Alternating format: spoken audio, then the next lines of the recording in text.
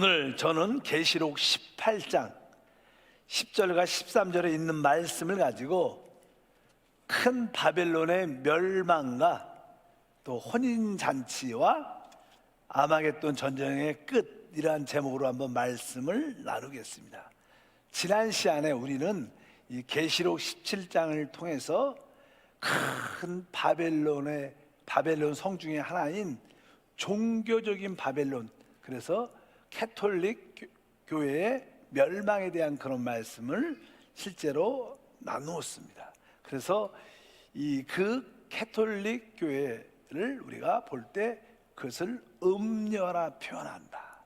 근데 이 음녀는 바로 세상 권세, 세상 나라 위에 앉아서 모든 것을 통치하는 그런 모습을 가지고 있다, 그렇게 말씀을 드렸습니다. 그래서 그 여자가 붉은 짐승을 탔더라. 그래서 그 짐승은 적 그리스도라고 말씀하지만 또 한편적으로 이 세상 정부죠.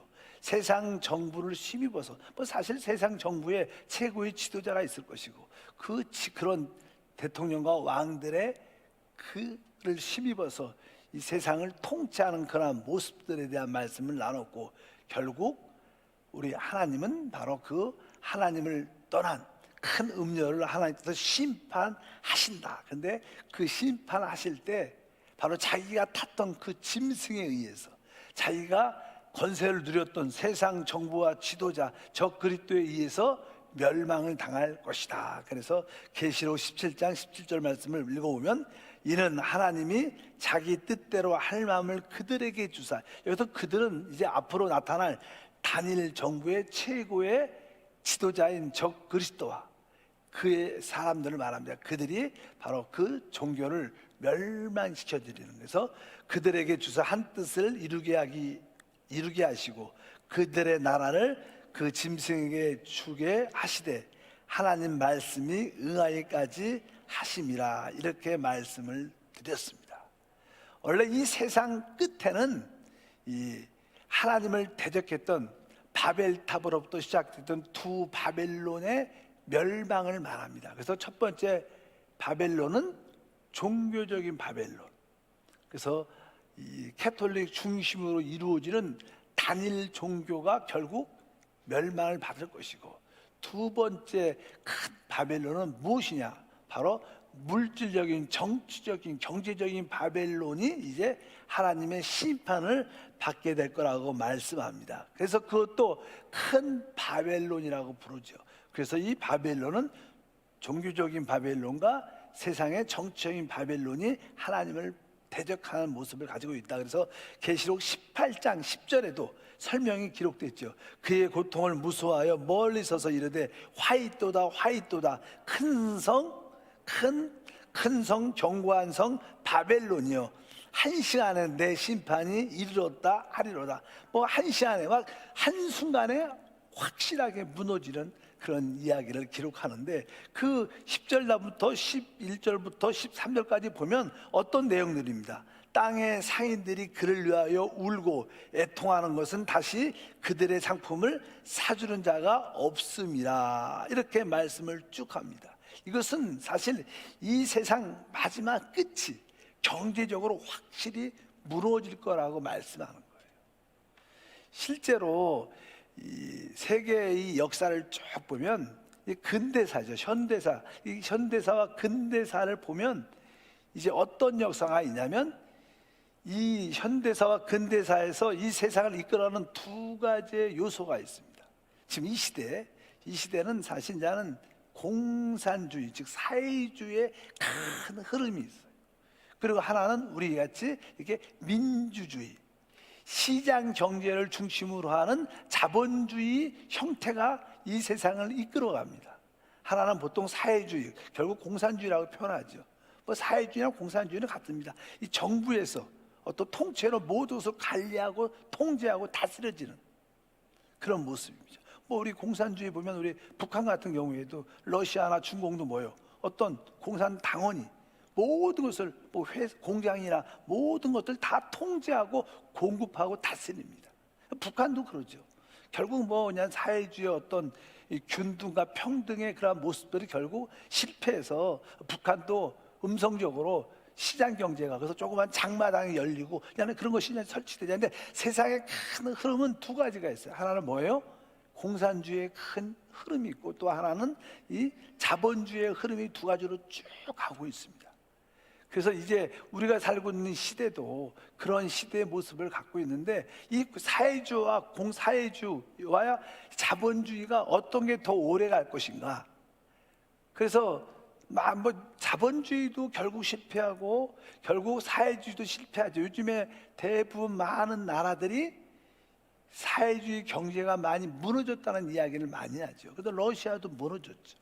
그리고 이 유럽 쪽에 관련된 사회주의 국가들이 많이 어려워졌다가 다시 회복되는 그런 모습이 있어요. 그래서 보통 그런 말을 우리가 뭐 진보라고 말할 수 있죠. 진보. 또 이게 자본주의는 사상적으로 이렇게 조금 보수적인 그런 영향을 갖고 있기 때문에 그런 의미가 있습니다. 근데 이 세계 정치의 흐름은 일단은 사회주의와 하나는 자본주의 흐름이 있다는 것입니다. 그런데 오늘 맨 끝에 보니까 이 물질적인 바벨론 성이 무너졌을 때 보니까 아까 뭐라고 기록되어 있습니까? 땅의 상인들이 그를 위하여 울고 애통하는 것은 다시 그들의 상품을 사준 자가 없다. 그러니까 이 자본주의 시장 경제의 체제가 결국 무너질 거라는 거예요. 왜? 사실 자본주의 시장의 체제의 중심은 돈입니다. 돈은 세상에서 뭐예요? 하나님이죠. 하나님. 뭐 공산주의, 사회주의도 보면 사회주의는 모든 것이 공등과 평등 가운데 모든 것이 공급되고 잘 돼야 된다고 생각하지만 이 사회주의 공산주의에는 뭐가 없어요? 하나님이 없어요. 거기는 아예 하나님을 배제해버렸고 이 자본주의에게는 다른 하나님, 돈이라는 하나님을 만들어 놓은 거예요. 이 세상은 두 가지 흐름으로 지금 가고 있는 겁니다. 결국 다 하나님을 반대하는 겁니다. 우리 믿으시면 아멘. 일단은 뭐 이게 뭐 정치학, 경제학 강의하는 게 아니라 이 세상 구조가 그렇다는 거예요. 그런데 성경을 맨 뒤에 보면은 사회주의, 공산주의는 많이 약해지고 금이 갔어요. 그래서 이 마지막에 하나님 심판할 때 보니까 땅의 상인들이 그를 위하여 울고 애통하는 것은 다시 그들의 상품을 사주는 자가 없다. 이것은 자본주의가 끝까지 남아있을 거라는 의미를 갖고 있는 거예요. 지금도 그렇죠. 이 자본주의의 최고의 결정체는 어디냐? 미국이죠. 미국이 모든 시장 경제의 중심입니다. 그래서 저는 대한민국도 그렇고 많은 나라들이 어떤 물건을 만들었어요. 어떤 제품을 만들었으면 그 물건을 어디다 팔아야 돼요? 대부분 실제로 전 세계에 팔려면 먼저 미국에다 팔아줘야 되는 거예요. 미국에서 팔리면 그것은 성공하는 거예요.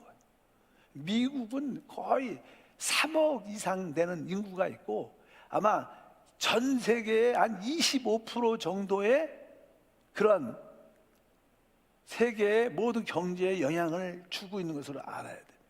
그래서 미국은 사실 자본주의 최고의 결정체입니다. 그러나 사회주의의 모든 결정체는 여러 나라가 있었죠. 러시아도 있었는데 러시아도 이제 약해져. 러시아 같은 경우에는 옛날에 미국과 아주 동등했었죠. 그런데 지금은 우리 한국보다 경제적인 여력이 약합니다. 그다음에 중국이 있죠. 중국. 그리고 이제 많은 사람들이 우리 대한민국 이 문 정부도 중국을 따라가요. 사회주의 영향을 따라가는 거예요. 우리 정부 뭐 그동안은 뭐 이렇게 뭐 다른 정부들은 좀 이렇게 미국과 관계가 깊었는데 이제 미국을 별로 멀리하고 우리 정부는 조금은 중국과 가까이 하는 거. 뭐 우리가 마음에 들든지 마음에 들지 않지 우리가 뽑았으니까 우리는 그냥 끌려가는 거죠. 그런 분위기가 있는 겁니다. 그리고 대한민국은 자꾸만 이렇게 사회주의화 만들어가는 거예요. 세계 흐름이 그렇게 가요. 사회주의화 가든지 아니면 자본주의화 시장 경제로 가야 되는데 우리 지금 현재 정부는 자꾸만 그런 쪽으로 가는데 그런 쪽의 역사는 사실 성경적으로 보면 약하고 실패하게 되어 있습니다. 한국 경제도 좀 실패하는 경향이 있죠. 일단은 결국적으로 그러한 모습으로 갖고 있는데 이 세상 뭐 사회주의든 자본주의든 다 하나님을 뭐 하는 거예요? 반대합니다. 사회주의는 하나님이 원래 없어요. 공산주의는. 그러니까 하나님은 아예 반대하죠. 아예. 그러나 한편적으로 자본주의도 그들의 하나님은 하나님이 아니라 뭐예요? 돈입니다. 돈. 돈이면 최고. 이것이 한국에 우리 그동안 우리에게도 많은 그런 역사 영향을 끼쳐온 것입니다. 그런 세계의 흐름이 결국 이 세상을 하나님을 떠나게 만드니까 하나님이 종교적인 바벨론도 실패하고, 그래 모든 이게 물질적인 바벨론도 하나님이 심판하는 그런 이야기다. 사실 공산주의가 처음 이렇게 시작했을 때 공산주의하고 우리 신앙하고는 많이 흡사한 요소가 있어요. 왜 그러냐면 이 공산주의는 그들의 사상으로 천국을 만들어내는 거예요. 그들의 사상으로 유토피아, 천국을 만드는 꿈을 갖고, 그래서 그들 이 사회주의, 공산주의의 영향을 갖는 이게 러시아든 많은 중국이든 많은 우리 한국 옛날에 저 때도 그때 많은 이게 이 유물론적인 사상 이런 것을 많이 배우고 막 그런 젊은이들이 일어나고, 지금 뭐 정치하는 분들이 내 나이 좀 많든지 적든지 그래도 대부분 그런 영향, 대가에서 다 데모했던 사람이에요. 왜? 그런 거만 공부했던 사람들이. 그러니까 그냥 그들은 그런 러시아와 중국의 그런 사상을 배운 거예요. 우리가 이 땅에 천국을 만들자. 그러니까 예를 들어서 우리는 지금 복음을 전하죠. 천국을 전합니다. 그래서 우리는 이 땅에 세워질 천국을 꿈꾸고 있습니다. 그들은 그런 천국이 아니라 자기들이 사상하고 모든 것이 평등하고 모든 것이 하나 되는 그러한 이 지상 천국을 만들자, 지상 유토피아를 만들자. 그게 사회주의 사상의 목표예요. 근데 그들은 어떤 양심의 그런 기능이 없어요. 그들은 자기의 어떤 목표를 만들기 위해서는 많은 사람을 죽여도 상관없는 거예요. 그것만 이루면 되는 거예요. 그래서 그들이 이 대학교에 찾아와서 대학의 그러한 열정적인 청년들을 막 어떻게 포섭하죠. 그런 사람들을 몇 사람을 포섭하기 위해서, 왜? 그런 일을 해낼 수 있는 그런 사람들을 만들기 위해서 많이 공부시키고 계속. 그래서 우리가 알다시피 옛날에 이 공산주의 막 이런 말 많이 하잖아요. 나쁜 뜻이 아닙니다. 우리 여기 젊은 분들은 이렇게 문재인 정부를 좋아하는 분도 많아요. 저는 문재인 정부를 싫어하는 이런 뜻을 얘기하는 게 아니에요. 그 옛날에 그 사회주의 혁명 이런 데 붙잡힌 사람들은 그냥 사상 교육을 열심히 세뇌도 공부했어요. 그들은 우리가 이 땅에 유토피아를 만들어야 된다, 천국을 만들어야 된다. 이 정부도 그런 영향이 있는 사람들입니다. 그런 아주 공산주의 사상을 받은 사람들은 우리가 해내야 된다는 거예요. 얼마나 무서운 겁니까? 천국은 하나님이 만드시는 거예요. 우리가 만들 수 있잖아요. 그들은 그래서 자기들의 유토피아 천국을 만들기 위해서 그것을 동참하는 사람들은 자기네 편이지만 이것을 반대하는 사람은 다 죽어도 되는 거예요. 죽여도 되는 거예요. 공산주의는 그래서 자기의 사상을 방해하는 사람들은 숱하게 숙청하죠. 숙청합니다. 사는 사람들의 생명에 관심이 별로 없어요. 그들을 죽여서라도 우리가 원하는 사상의 천국을 만들면 된다. 이것이 사실 공산주의죠. 그래서 공산주의에는 두 가지의 적이 있어요. 첫 번째는 뭐냐면 종교입니다. 종교가 있으면 안 되는, 왜? 그들이 하나님이 되고 그들이 이것을 평등하게 만들어내니까 종교를 거부해서 공산주의는 사회주의는 종교를 말살시켰습니다. 또 하나는 자본주의 사상을 없애는 거예요. 근데 자본주의 사상의 가장 주된 나라가 누구예요? 미국이니까 공산주의는 누굴 싫어해요? 미국을 싫어합니다. 그냥 미국이 우리를 짓밟았다 이런 뜻이 아니라, 그냥 원래 공산주의 사상 자체가 자기들을 중심하는 자기 사상 안에서 천국, 유토피아를 만드는 것이기 때문에 그것을 반대하는 두 가지 적, 하나는 종교와 자본주의 사상을 가장 그들의 적으로 삼고 있어요. 그래서 우리나라 특별히 나는 공산주의, 사회주의 그런 데 관심 갖고 정치하는 사람들은 미국을 싫어해요. 계속 대학생들 미국 물러가라 맨날 그런 대우하지 않습니까? 지금도요. 왜? 그들의 사상이, 교육이 그렇게 책에 써 있어요.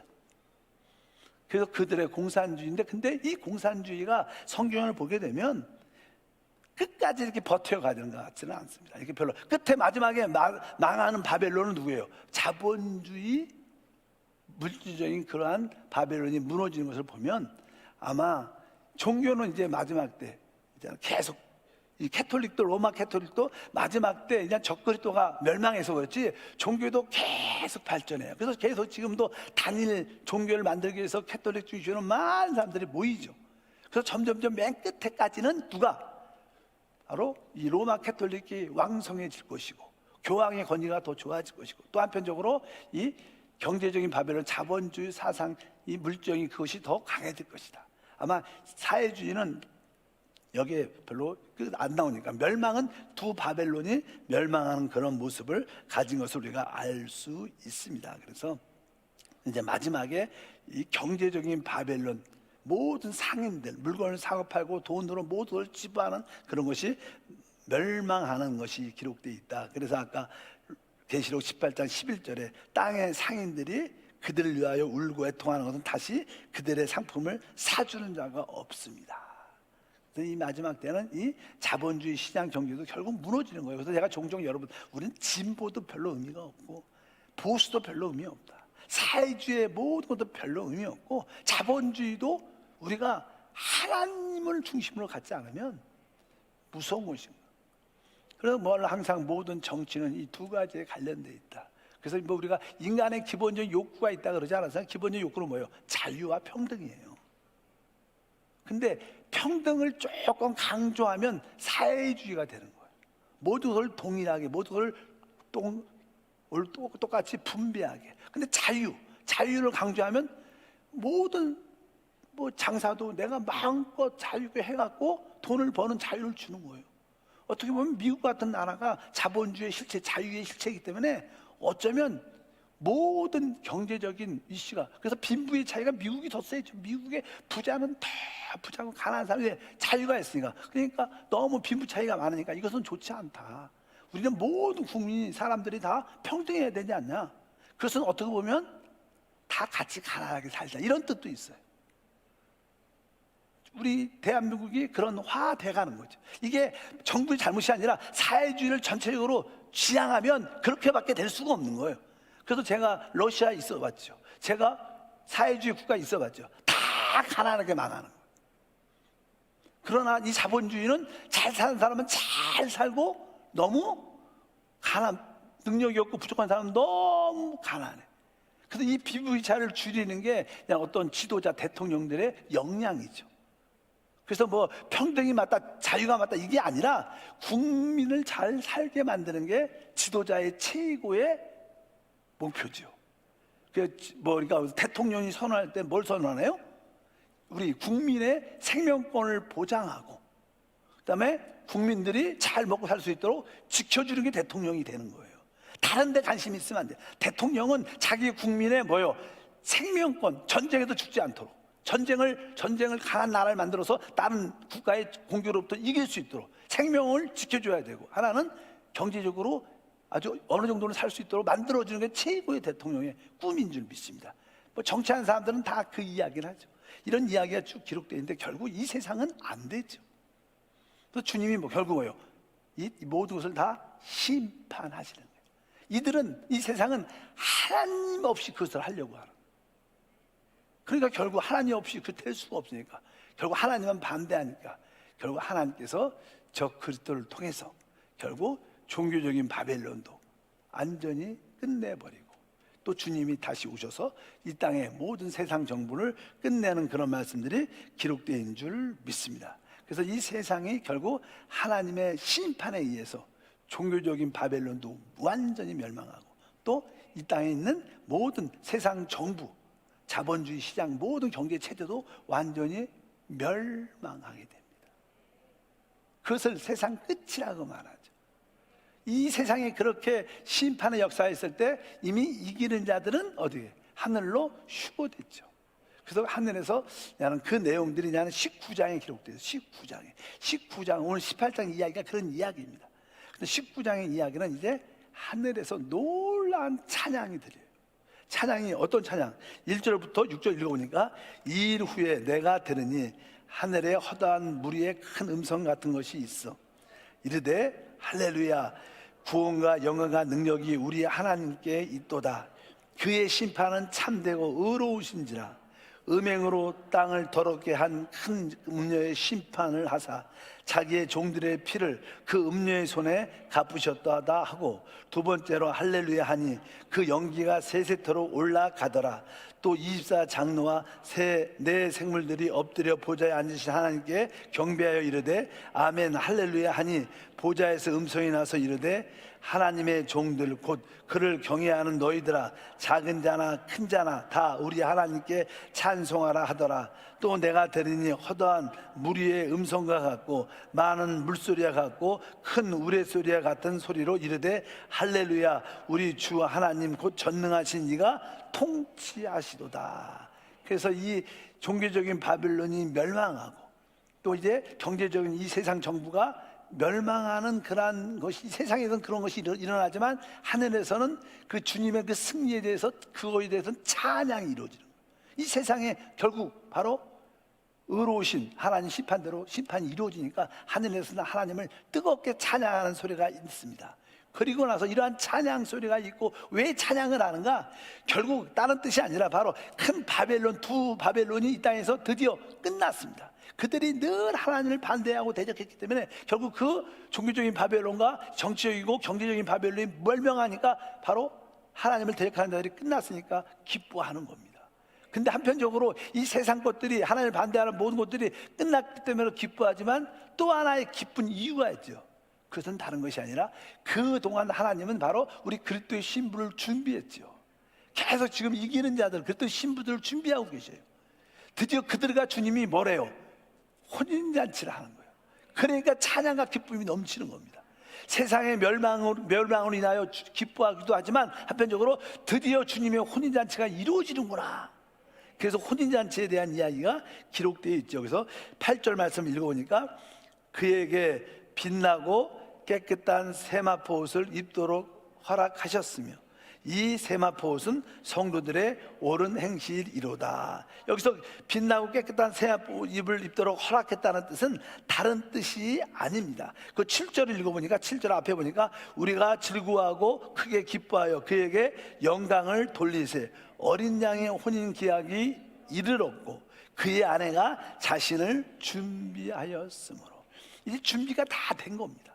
어린 양의 혼인잔치가. 근데 어린 양의 혼인잔치가 준비가 되는데, 어린 양의 혼인잔치에 참여하는 신부들은 옷을, 드레스를 입어야 될 거 아니에요? 옷을? 신부의 드레스를 입어야 하는데, 그 신부의 드레스가 아까 8장에 기록된 것처럼, 다시 한번 읽고 8절에 오니까 그에게 빛나고 깨끗한 세마포 옷을 입도록 허락해 주셨다.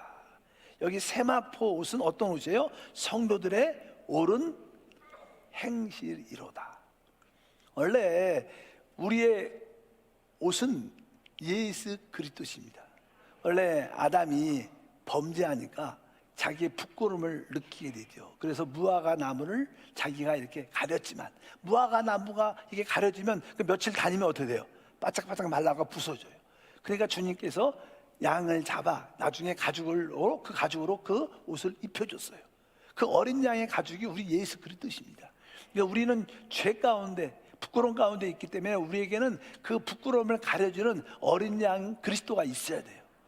우리는 그리스도로 다 옷 입은 줄 믿습니다. 이제 우리는 다 구원, 죄사함 받은 것을 의미합니다. 그러나 죄사함 받은 후에도 우리의 행실이 어떻게 해요? 옳은 행실이 돼야 돼요. 우리의 행실, 우리가 이 죄사함으로 인하여 우리의 부끄러움을 가려졌지만 우리의 말과 행동과 모든 것이 옳은 행실이 돼야지 바로 우리가 그리스도의 신부가 될 수 있는 거예요. 근데 옳은 행실은 무엇인가? 우리가 쉽게 말해서 우리가 전도하고 기도하고 주님을 위해서 섬기고 봉사하는 것이죠. 그런 것을 다른 말로 뭐라고 말씀드릴 수 있죠? 그것은 바로 우리 안에 오신 그 성령을 따라 사는 거예요. 여러분들이 성령을 따라 살 때만이 그것이 옳은 행실입니다. 내 육신을 따라, 내 생각을 따라 살면 그것은 나 육신에서 나온 것이니까 이것은 주님이 기뻐하는 것이 아닙니다. 그것은 자기의 의의 옷인데 하나님은 사람의 의를 기뻐하지 않아요. 왜? 우리는 다 불의하죠. 우리 육신은 부패합니다. 그래서 나 스스로의 옷이 아니라 우리는 오직 내 안에 오신 성령을 따라 행할 때 그것이 옳은 행실이 돼요. 여러분 종종 기도할 때 기도하고 싶어 이런 감동이 들어요. 그럴 때 성령의 기름 부음이죠. 그럴 때 여러분들이 기도할 때 그 기도를 통해서 하나님이 역사합니다. 여러분들이 종종 무엇을 할 때 나 여기서 봉사해야겠다 이런 감동이 들어요. 거기서 봉사할 때 그 교회가 세워지고 건축되는 겁니다. 종종 우리 마음속에 저 사람 전도해야겠다, 내 마음속에 우리 가족 중에서 친구 중에서 가까운 사람을 전도해야겠다는 그런 뜨거운 마음이 들 때가 있어요. 그것이 다 무슨 음성이에요? 우리 안에 있는 성령의 음성이죠. 그러한 성령의 음성을 듣고 여러분들이 행할 때 그것이 어떻게, 우리가 아까 8절에 말했던 것은 바로 옳은 행실이다. 그 옷이 바로 빛나고 깨끗한 세마포 옷인 줄 믿습니다. 다시 한번 19장 8절에 빛나고 깨끗한 세마포 옷 따라합니다. 빛나고 깨끗한 세마포 옷, 이것을 입어야 뭐가 되는 거예요? 신부가 되는 거예요. 신부가 신부의 옷을 입지 않고 다른 옷을 입고 들어간다든가 이 벗고 들어간다든가 이건 말이 안 되는 거예요. 그러니까 이거 빛나고 깨끗한 세마포 옷, 우리 안에 있는 영을 따라 사는 거예요. 영을 따라 살면요, 너 저거 저 사람 욕해라 이런 거 안 와요. 너 남의 거 훔쳐라 이런 거, 너 봉사하지 말라 이런 거 안 옵니다.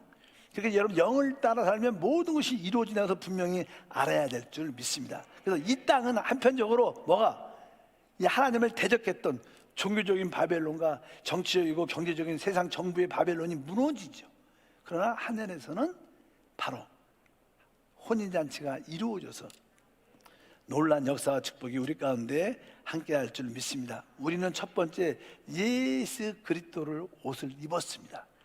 이제 두 번째 빛나고 깨끗한 옷을 계속 입어야 되는데, 그것은 바로 우리 영 안에 계신 성령, 영을 따라 살 때마다, 영을 따라 봉사할 때마다, 영을 따라 기도할 때마다, 영을 따라 복음을 전하고 선교할 때마다 여러분들이 빛나고 세마포 옷이 입혀져서 그리스도의 아주 멋진 신부가 될 줄 믿습니다. 9절 말씀을 읽어보니까 천사가 내게 말하기를 기록하라.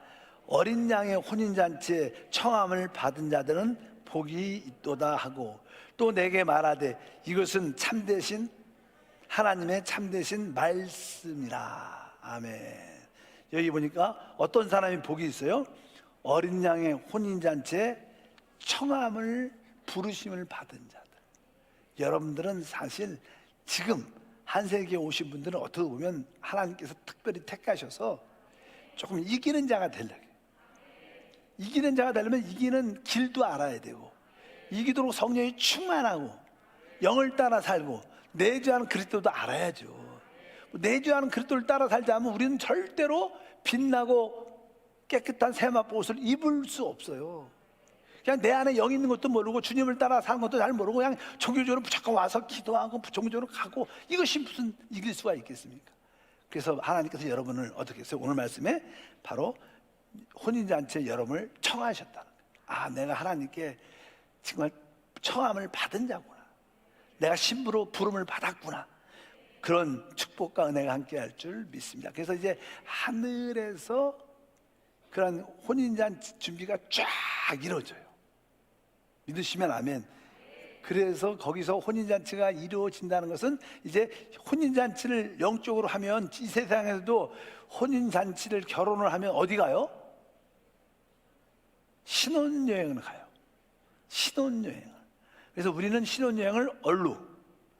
이 땅으로, 이 땅을 통치하러 오는 거예요. 그게 뭐예요? 우리의 혼인잔치의 누림입니다. 그래서 그 혼인 결혼 잔치가 보통 하루 하잖아. 하루 결혼을 오늘 하루 하고, 뭐 아침에 11시 하든 12시 하루 하잖아요. 그래서 그 하루를 우리는 신부라 그러죠. 신부. 근데 이 천국에서 이 결혼 잔치는요, 몇 년 하는 거예요? 1000년. 와, 1000년을 여러분들도 나름대로 뭐 안 그런 사람들은 혹시 있을지 모르지만 결혼 때 그래도 가장 행복했어요. 가장 기쁘고 가장 이뻤고 가장 축하도 많이 받고 내가 사랑하는 사람과 같이 있고, 그러니까 막 결혼 준비하면서 결혼 잔치할 때 가장 행복했는데, 그 행복과 누림이 몇 년 가는 거예요? 1000년. 왜? 우리 주님은 하루가 1000년 같고. 성경에 그런 말씀이 써 있어요. 베드로 후서 3장 8절 말씀 읽어보니까, 사랑하는 자들아, 주께서는 하루가 1000년 같고 또 1000년이 하루 같다는 이 한 가지를 잊지 말라. 그래서 그 기간은 긴 것 같지만 짧아. 원래 한의문이라는 게 아주 그래요.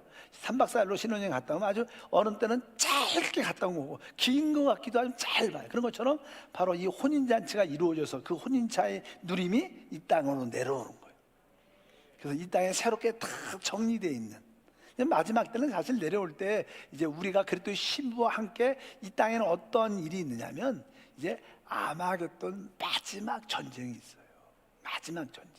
그래서 이제 이 세상의 마지막 끝은 결국 아마겟돈 전쟁을 통해서 이 세상이 정리가 되는데, 그때 이제 우리가 그리스도와 함께 우리가 그분을 말을 타고 그분과 함께 이 아마겟돈 전쟁을 끝내러 오면서 이 세상을 심판하고 바로 우리가 이 땅을 다스리고 통치하는 그러한 혼인잔치에 참여하는 축복을 우리 모두가 갖게 될 줄 믿습니다.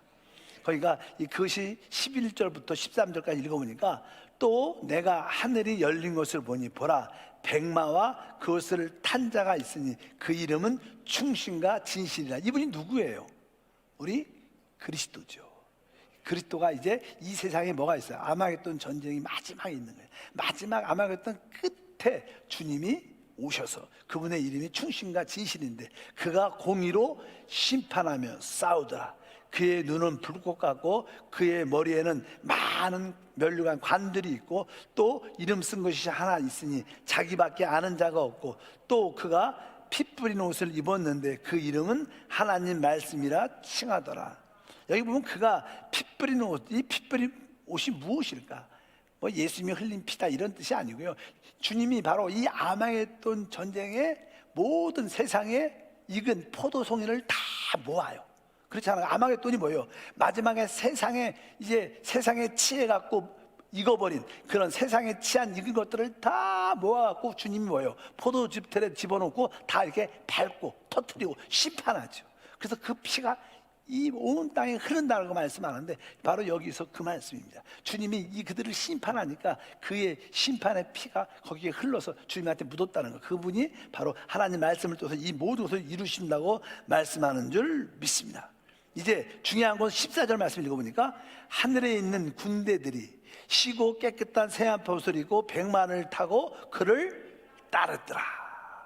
이제 우리에서 하늘에서 혼인잔치가 이루어지고 주님이 백마를 타고 이제 이 세상 아마겟돈 전쟁을 끝내러 올 때, 우리 신부들은 그분과 함께 백마를 타고, 각자 백마를 타고 우리도 깨끗한 새한 옷을 입고 우리가 그분을 어떻게 같이 심판하러 오는 거예요. 아마겟돈 전쟁을 끝내러. 우리 주님은 혼자 싸우지 않아요. 우리가 종종 그런 얘기해요. 우리 하나님은 하나님 역사를 이 땅에서 이루실 때 혼자 하지 않습니다. 하나님은 사람을 필요로, 사람과 동역하십니다. 그래서 하나님은 하나님과 동역할 사람을 필요로 하죠. 그거 누구예요? 사람이죠. 여러분들이 기도한다는 것은 뭐예요? 하나님, 내가 하나님과 동역합니다. 하나님과 동역해서 내가 사단을 끝냅니다. 나는 하나님을 반대하는 자입니다. 여러분들이 기도할 때마다 여러분들은 그런 고백이 되는 거예요. 하나님, 나는 하나님과 동역자입니다. 나는 하나님을 대적합니다. 이렇게 여러분들이 고백하는 줄 믿습니다. 그래서 주님이 백마를 타고 올 때 우리 신부된 우리들도 같이 백마를 타고 주님을 따르는 거예요. 그래서 아마겟돈 전쟁을 끝내고 이 땅에 하나님의 통치, 신혼 잔치를 이 땅에서 1000년 동안 누리는 역사가 함께할 것이다. 이 이야기가 여기에 쭉 기록되어 있습니다. 여러분들이 이런 멋진 빛나고 새한판 옷을 입고 아주 이 땅에 아마겟돈 전쟁을 끝내는 주님의 신부들, 주님의 전사들이 되길 바랍니다. 그게 뭐예요? 최고의 영광의 축복. 드디어 이 세상을 끝낼 때 여러분들이 거기에 같이 참여하니까 이 땅을 같이 공동 소유해서 왕노릇하는 역사가 우리 가운데 함께할 줄 믿습니다. 14절 읽어보니까, 그들이 어린 양과 더불어 싸우려니와 어린 양은 만주의 주시오 만왕의 왕이심으로 그들을 이기실 터이요 또 그와 함께 있는 자들 곧 부르심을 받고 택하심을 받은 진실한 자들도 이기리로다. 그래서 이 세상 모든 정부를 심판으로 하나님을 대적한 모든 자를 끝내는 거죠.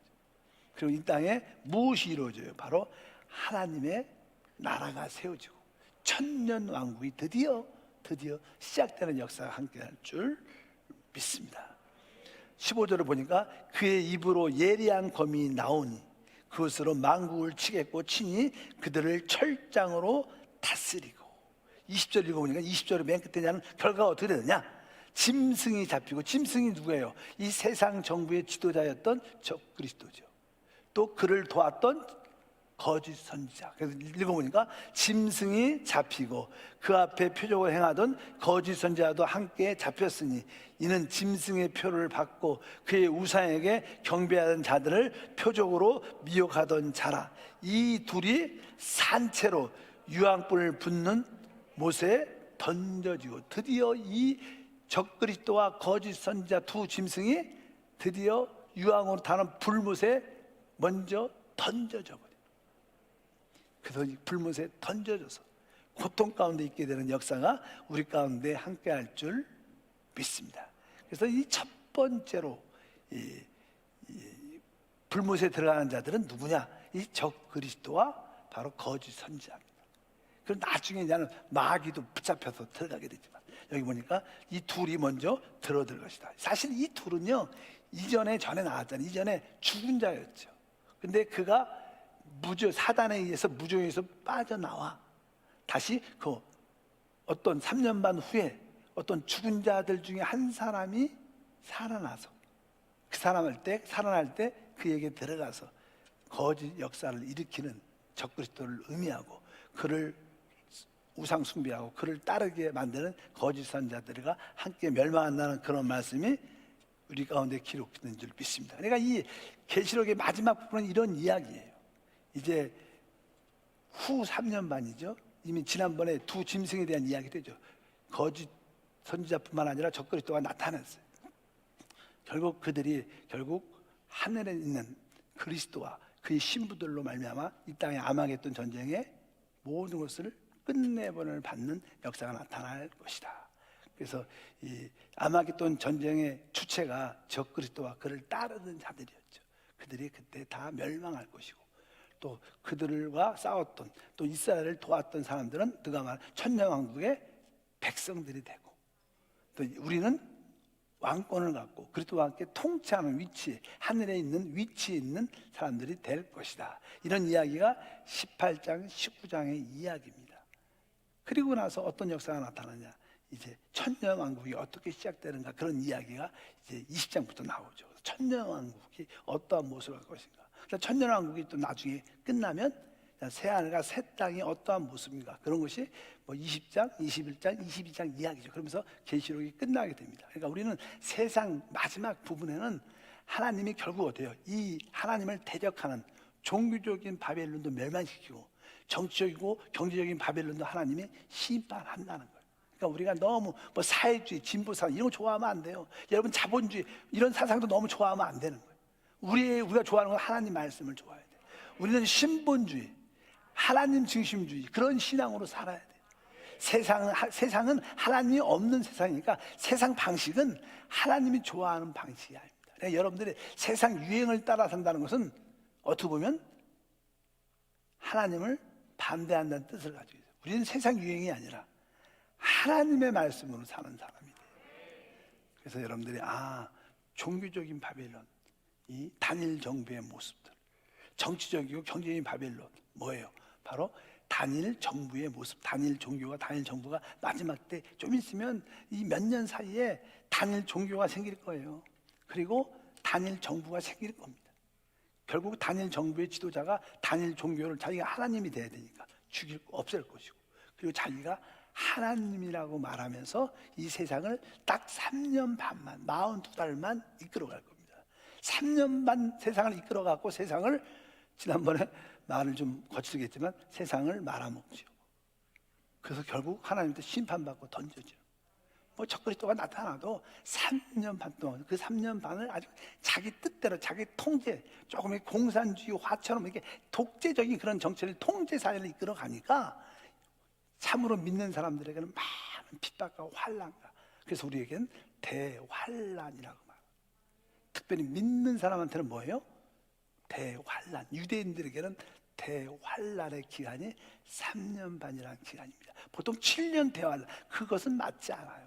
그냥 우리가 7년 어떤 평화조약을 말하는 거지. 그러나 평화조약을 맞지만 3년 반 동안 잘 이루어지다가 마지막 3년 반들은 바로 대환난의 기간이다. 그래서 야곱의 환난, 이스라엘의 환난은 바로 그 3년 반을 말하는 겁니다. 그럴 때 결국 마지막에 이스라엘은 구원을 받게 될 것이고, 그들은 천국에서 하나님을 가르치는 제사의 직분을 갖고 1000년 동안 이 땅에 있게 될 것입니다. 그러나 우리 하늘의 백성인 우리 교회 이기는 자들은 주님과 함께 그리고 또 신부가 돼서 왕노릇하는 역사가 함께할 것을 확실히 압니다. 여러분들 이런 그림을 갖고 너무 세상에 민감하지 마십시오. 세상 교육, 세상 정치의 바람 그런 거에 올인하지 마십시오. 너무 여러 자녀들을 너무 세상 방식 교육방으로 키우는 게 좋지. 요즘에 뭐 교육 제도도 학교 제도도 좋지 않죠. 아이들 학교 잘못 보내면 왕따 당하고 애들이 잘못되고 사실 아이들이요 어디서 나쁜 거 배워요? 학교에서 배우는 거예요. 뭐 선생님이 가르치지 않겠지만 누가 친구들끼리 재성 있는 사람들이 만나고 뭐 하겠어? 죄만 짓죠. 그러니까 학교에서 학교를 보낼 수밖에 없지만 학교에서 진짜 좋은 친구 만나도록 믿음의 친구를 만나도록 그 믿음을 갖는 것을 부끄러워하지 말고. 근데 시간이 지나면 믿음 갖는 것이 부끄러워질 겁니다. 왜? 계속 이 국가는 단일 정부의 국가는 통제 사회니까 하나님 믿는 것을 반대하죠. 그리고 자기가 하나님이 돼야 되니까 자기 우상을 세워야 되니까 종교를 없애죠. 믿는 사람들은 적그리스도로 우상 숭배 안 하죠. 우리는. 그러니까 우리를 반대하는 자로 우리를 핍박할 겁니다. 우리를 순교시킬 겁니다. 만약에 혹시 우리가 그때까지 있다면 기쁨으로 순교하시면 여러분은 바로 계시록에 있는 뭐 유대인의 14만 4천이 아니라 이기는 자의 14만 4천 안에 끼게 될 거예요. 여러분들이 그러한 결단도 있기를 바라겠습니다. 기도하겠습니다. 하나님 아버지 감사합니다. 다시 한번 18장 19장을 통해서 마지막 이 세상의 종교적인 바벨론도 멸망하고 정치와 경제적인 바벨론도 하나님이 심판하신 모습을 우리에게 보여주셨습니다. 어쨌든 우리 모두가 이기는 자가 돼서 혼인잔치에 참여하는 자가 되게 하시고 백마 타고 이 땅에 심판하러 오시는 주님과 함께 우리도 백마 타고 같이 그 전쟁에 참여하는 축복된 자가 되게 하옵소서. 주 예수 이름으로 기도함나이다. 아멘.